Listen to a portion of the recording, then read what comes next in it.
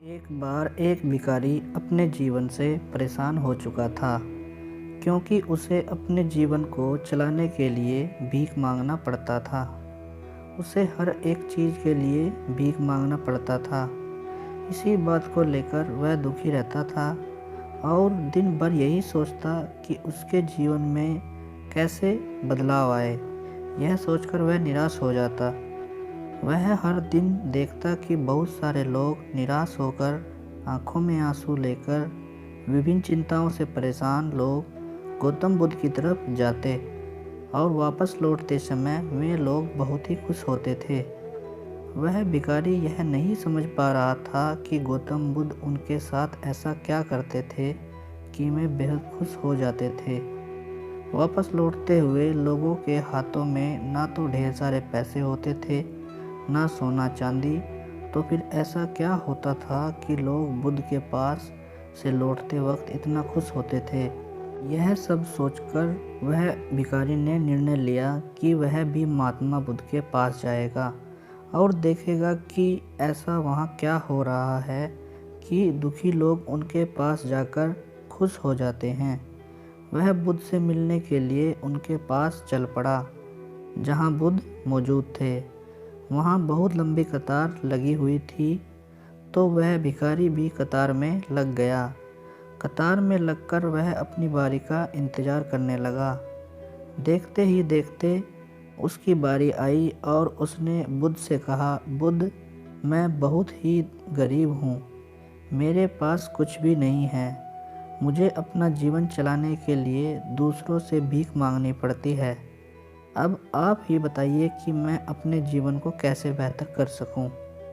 यह सब सुनकर बुद्ध ने कहा, तुम गरीब नहीं हो, तुम्हें ऐसा लगता है क्योंकि आज तक कभी तुमने किसी के लिए कुछ भी नहीं किया, ना ही तुमने किसी को दान दिया, ना ही तुमने किसी के लिए कुछ किया है।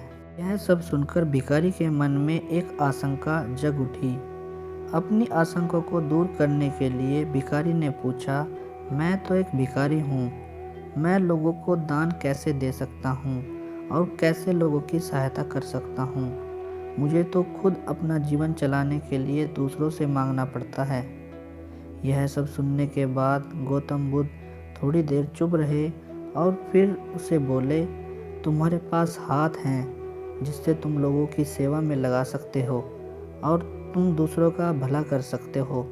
इसके अलावा तुम्हारे पास मुंह है जिससे तुम लोगों को अच्छी अच्छी बातें कर सकते हो, दूसरों का हौसला बढ़ा सकते हो। यह सब करके भी तुम दूसरों की सहायता कर सकते हो।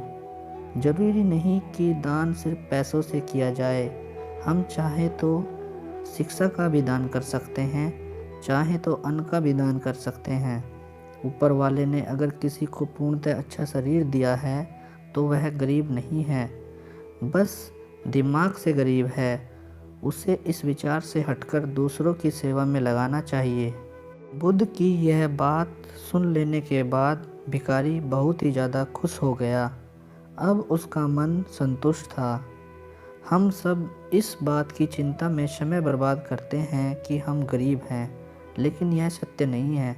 सत्य तो यह है कि जब तक हमारा शरीर पूरी तरह से बेहतर है तो हम उसका उपयोग करके आगे बढ़ सकते हैं और खुद के जीवन को बेहतर बना सकते हैं। अगर कोई व्यक्ति सिर्फ अपने गरीबी पर ध्यान दे और उसे बदलने की कोशिश ना करे तो वह मूर्ख है। इसके अलावा हमें इस कहानी से यह भी सीख मिलती है कि दान सिर्फ धन का ही नहीं, शिक्षा, भोजन, अच्छे विचार आदि का भी किया जाना जरूरी है। अगर आपके पास धन नहीं है तो आप शिक्षा का दान करें या फिर दूसरों के लिए अच्छे विचारों का दान करें। इससे समाज बेहतर होगा। धन्यवाद दोस्तों। यह कहानी अच्छी लगी हो तो प्लीज़ मेरे चैनल को सब्सक्राइब कीजिए।